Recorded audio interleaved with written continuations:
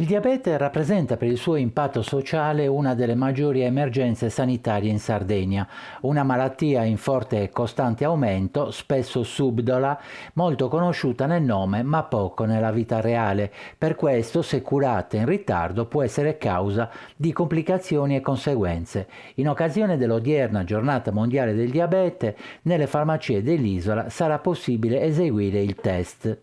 In occasione della Giornata Mondiale del Diabete, una collaborazione con Federfarma consentirà a tutte le persone in Sardegna di potersi misurare la glicemia. Ricordiamo che il diabete di tipo 2 in modo particolare si può prevenire.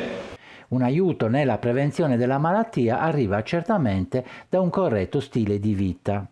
Sicuramente ci sono dei comportamenti che noi dovremmo adottare, come quello legato a ridurre la sedentarietà, fare esercizio fisico, non fumare, evitare quell'alimentazione che favorisce l'aumento della glicemia. Ricordiamo che la dieta mediterranea è quella che viene più indicata proprio per prevenire il diabete di tipo secondo.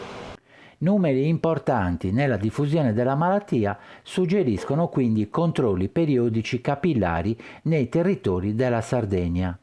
Si parla addirittura di quasi di pandemia di diabete. Si stima che in Sardegna siano oltre 120.000 le persone con il diabete e potrebbero essere circa 100.000 proprio le persone affette da diabete di tipo secondo. Ma ricorderei un aspetto, che si stima che sia l'1-2% della popolazione sarda che ha il diabete ma non lo sa, per cui andiamo a controllarci la glicemia che gratuitamente verrà fatta nelle nostre farmacie su tutto il territorio regionale.